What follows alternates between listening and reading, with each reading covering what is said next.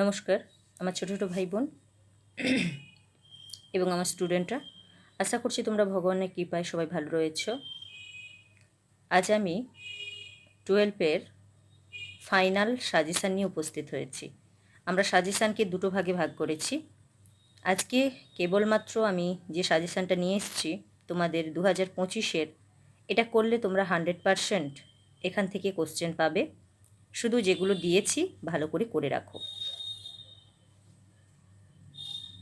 দুটো পার্টে ভাগ করেছি কেন বলছি, আজ আমি কেবলমাত্র তোমাদের জন্য লং কোশ্চেনগুলো সাজেশান করে নিয়ে এসেছি, যেটা এবছরের জন্য খুব ইম্পর্ট্যান্ট।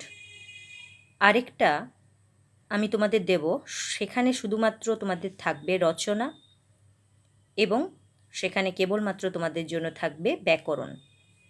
আমি ব্যাকরণের সাজেশানও দিয়ে থাকি। আর অবশ্যই ব্যাকরণের সাজেশানের জন্য আমার চ্যানেলটাকে যারা নতুন এসছো তাদেরকে সাবস্ক্রাইব করে নিতে হবে এবং বেল আইকন প্রেস করে অল নোটিফিকেশান করে দিতে হবে। তাহলে আমি যখনই সেই সাজেশানটা দেব সময় মতো সেগুলো তোমাদের ফোনে নোটিফিকেশান আকারে চলে যাবে। আর যারা ক্লাস করছো তাদের তো কিছু বলার নেই। চলো কথা না বাড়িয়ে আজকে আমরা যেটা সাজেশান রয়েছে সেটা করে দেখে নিই। আর যেগুলো দিয়েছি এগুলো খুবই ইম্পর্ট্যান্ট এবছরের জন্য। এগুলো করে গেলে তোমাদেরকে আর অন্য কোনো কিছু চিন্তা রাখতে হবে না যে আমার পরীক্ষায় কোশ্চেন পড়বে না পড়বে, সেগুলো কোনোতে তোমাদের চিন্তা থাকবে না। তো চলো দেখে নিই। আমি পাটে পাটে লিখে নিয়ে এনেছি, যেগুলো যেমন আছে তোমাদের সাবজেক্ট ওয়াইজ। অবশ্যই তোমরা সেগুলো দেখে নাও এবং ভিডিও স্টপ করে তুলে নিও সাজেশানটা। আর্যাবর্ত বর্ণনম থেকে আমি তোমাদের দিয়েছি টোটাল 4টা। কি চারটা? আর্যাবর্ত বর্ণনম পাঠ্যাংশে আর্যাবর্ত ও স্বর্গের যে তুলনা করা হয়েছে তা আলোচনা করো, খুব ইম্পর্ট্যান্ট এ বছরের জন্য। আর্যাবর্ত বর্ণনম পাঠ্যাংশে 2 নম্বর কোশ্চেন, ত্রিবিক্রম ভট্ট আর্যাবর্তের গ্রাম ও নগরের যে বর্ণনা দিয়েছেন তা আলোচনা করো, ইম্পর্ট্যান্ট। কথং চাষৌ স্বর্গান্ন বিশিষ্যতে এই অংশের তাৎপর্য ব্যাখ্যা করো, ইম্পর্ট্যান্ট। পাঠ্যাংশ অবলম্বনে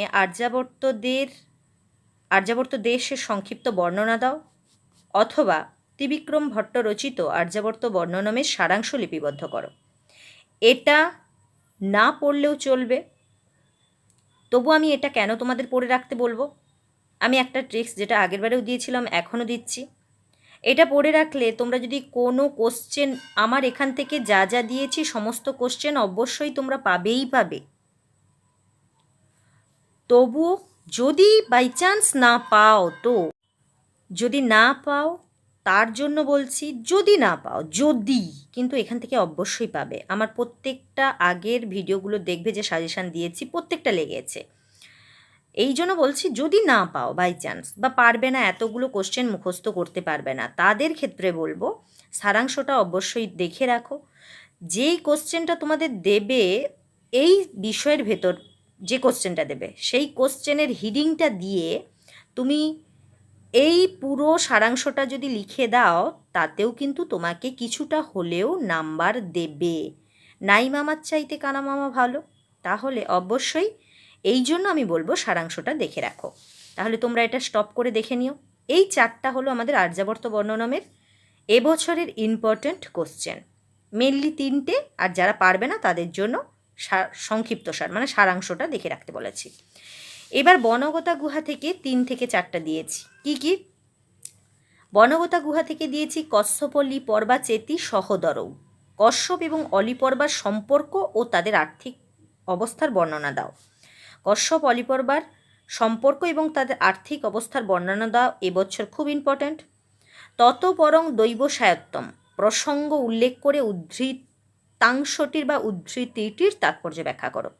ততপর দৈব সায়ত্তম, এটা কোথায় বলা হয়েছিল এবং সেই প্রসঙ্গটা কি ছিল, অলিপর্বা কখন এই কথাটা বলেছিল এবং এইটা বলার পরে সে কি কাজ করেছিল সেই সম্পর্কে পুরো ব্যাখ্যা করতে বলা হয়েছে।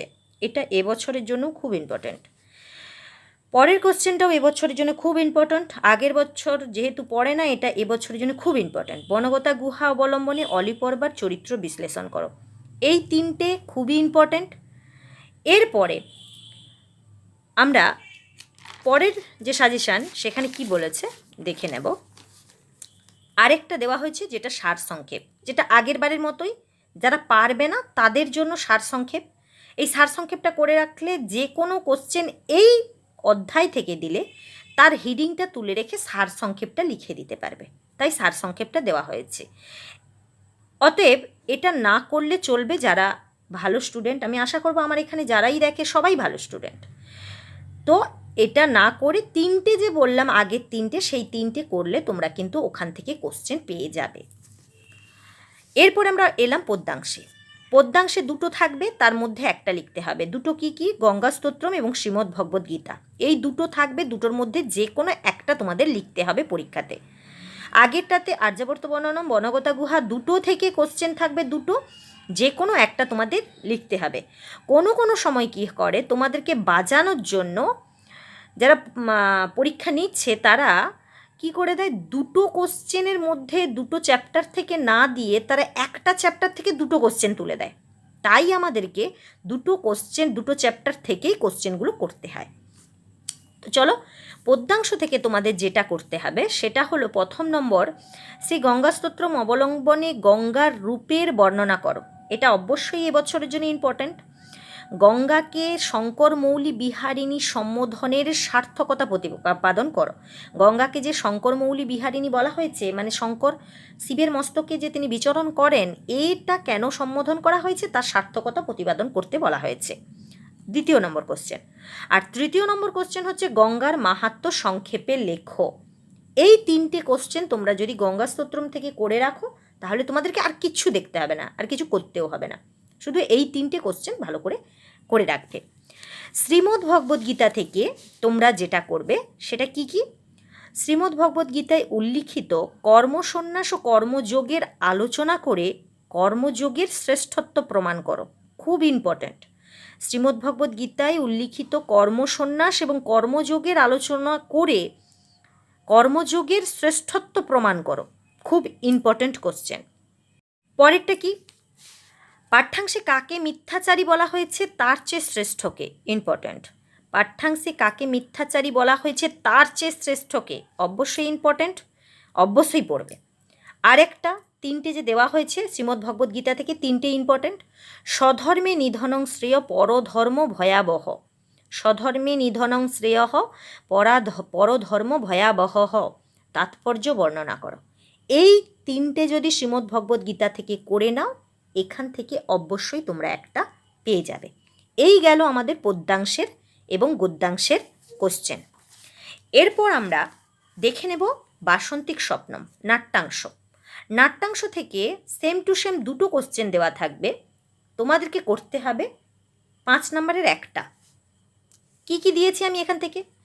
রাজা ইন্দ্রবর্মা ও কনকলেখার কথোপকথন আলোচনা করো পাঠ্যাংশ অবলম্বনে, কোশ্চেন থাকবে। অথবা এই কোশ্চেনটাকেই ঘুরিয়ে দেওয়া হবে, রাজা ইন্দ্রবর্মা ও তার বাগদত্তার কথোপকথন আলোচনা করো পাঠ্যাংশ অবলম্বনে। এই কোশ্চেন দুটোই এক, যে কোনো একটা তোমাদেরকে ঘুরিয়ে দেবে। বলতে পারে পাঠ্যাংশ অবলম্বনে রাজা ইন্দ্রবর্মা কনকলেখার কথোপকথন আলোচনা করো, অথবা বলতে পারে পাঠ্যাংশ অবলম্বনে রাজা ইন্দ্রবর্মা ও তার বাগদত্তার কথোপকথন আলোচনা করো। দুটোর অ্যান্সার এক হবে। অবশ্যই এবছরের জন্য খুব ইম্পর্ট্যান্ট কোশ্চেনটা, ভিভিআই বলে লিখে রাখবে কোশ্চেনটা, অবশ্যই ভিভিআই। পরের কোশ্চেন যেটা দিয়েছি, বাসন্তিক স্বপ্নম নাট্যাংশে যে চরিত্রগুলি রয়েছে তার সংক্ষিপ্ত পরিচয়। একটা মেন নয়, 4টা এখানে চরিত্র রয়েছে, সেই 4টা চরিত্রকেই তোমাকে তুলে ধরতে হবে, 4টা চরিত্র সম্পর্কে তোমাকে বলতে হবে। 3 নম্বর কোশ্চেন, বিজয়াতাম অস্মাকং অবনিপহ। এখানে অবনিপ বলতে কাকে বোঝানো হয়েছে? অবনিপ বলতে রাজা ইন্দ্রবর্মাকে বোঝানো হয়েছে। বিজয়াতম অস্মাকম অবনিপহ, এখানে অবনিপ বলতে কাকে বোঝানো হয়েছে? অবনিপ বলতে রাজা ইন্দ্রবর্মাকে বোঝানো হয়েছে। বক্তাকে? বক্তা হচ্ছে ইন্দু শর্মা, বৃদ্ধ ইন্দু শর্মা হচ্ছে বক্তা। বক্তার অভিপ্রায় আলোচনা করো পাঠ্যাংশ অবলম্বনে। এবার পাঠ্যাংশ অবলম্বনে বক্তা বিজয়াতম অস্মাকং অবনিপ বলার পর তিনি তাঁর যে অভিপ্রায় রাজার কাছে উল্লেখ করেছিলেন সেটা তোমাদেরকে বলতে হবে এই কোশ্চেনের ভেতর। ইম্পর্ট্যান্ট। আর একটা ইম্পর্ট্যান্ট, যেটা 4টা দিয়েছি, এই 4টার মধ্যে দুটো তোমরা মাস্ট পাবে, আর দুটোর মধ্যে তোমাদেরকে একটা করতে হবে। নারিকা অপি যুগায়তে বাক্যটি পাঠ্যাংশ অবলম্বনে বিশ্লেষণ করো। নারিকা অপি যুগায়তে বাক্যটি পাঠ্যাংশ অবলম্বনে বিশ্লেষণ করো। এই 4টা করলে তোমরা এখান থেকে পাবে কটা? 2টো পাবে। তার মধ্যে তোমাদেরকে লিখতে হবে কটা? একটা লিখতে হবে। এরপর আমরা চলে যাব ভাব সম্প্রসারণ। ভাব সম্প্রসারণ তোমাদের থাকবে 2টো, লিখতে হবে একটা, 4 মার্কের একটা লিখতে হবে। আমি সেখান থেকে তোমাদের 6টা ভাব সম্প্রসারণ দিয়েছি, 6টা না 7টা দিয়েছি। অবশ্যই এখানে প্রচুর পরিমাণে ভাব সম্প্রসারণ রয়েছে, তার মধ্যে আমি 7টা না 6টা দিয়েছি, সেটা শুধু দেখে না। প্রথমে বলা হয়েছে শ্রীমদ্ ভগবদ্ গীতা থেকে, ন কর্ম নাম অনারম্ভ নৈষ্কর্মং পুরুষ অশ্নুতে, ন কর্ম নাম না রম্ভা নৈষ্কর্মং পুরুষ অশ্নুতে। ন পরের কোশ্চেন, পরের যেটা ভাব সম্প্রসারণ, ন হি কশ্চিৎ ক্ষণমপি জাতু তিষ্ঠত্য কর্মকৃত। 3 নম্বরে অশক্ত হচরণ কর্ম পরমাপ্নৌতি পুরুষঃ। শ্রীমদ্ ভগবদ্ গীতা থেকেই বেশি দিয়েছি, কারণ এখান থেকেই বেশি দেয়। শ্রেয়ান স্বধর্ম বিগুণঃ পরধর্মাৎ স্বনুষ্ঠিতাৎ। এই 4টা যদি তোমরা শ্রীমদ্ ভগবদ্ গীতা থেকে করে রাখো, এখান থেকে তোমরা মাস্ট একটা পাবে। এরপর 2টো দেওয়া হয়েছে, তার মধ্যে একটা দেওয়া হয়েছে গঙ্গা স্তোত্রম থেকে, আরেকটা দেওয়া হয়েছে তোমাদের আর্যাবর্ত বর্ণনম থেকে। তব জল মমলং যেন নিপিতং পরম পদং খলু তেন গৃহীতম। তব জল মমলং যেন নিপিতং পরম পদং খলু তেন গৃহীতম। এটা গঙ্গা স্তোত্রম থেকে দেওয়া হয়েছে।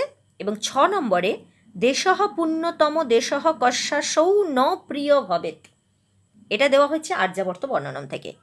এই 6টা তোমাদের ভাব সম্প্রসারণ আমি দিলাম।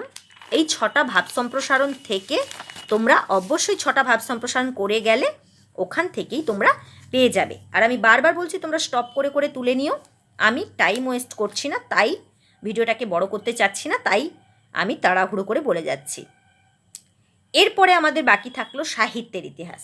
সাহিত্যের ইতিহাস থেকে 2টো বড় কোশ্চেন দেওয়া থাকবে, করতে হবে একটা। সাহিত্যের ইতিহাস থেকে তোমাদের 4টা দিয়েছি। কি কি 4টা দেখে নাও। প্রাচীন ভারতের গণিত চর্চা ও জ্যোতির্বিদ্যায় আর্যভট্টের অবদান আলোচনা করো, এবছরের জন্য খুব ইম্পর্ট্যান্ট। প্রাচীন ভারতে গণিত চর্চা জ্যোতির্বিদ্যার আর্যভট্টের অবদান আলোচনা করো।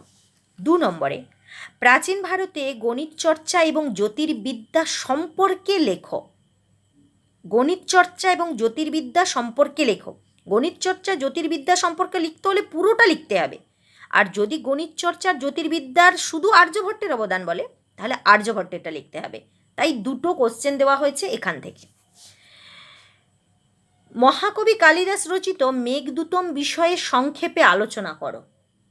আর মহাকবি কালিদাসের অভিজ্ঞান শকুন্তলম বিষয়ে সংক্ষেপে আলোচনা করো। এ 2টো এবছরের জন্য খুব ইম্পর্ট্যান্ট।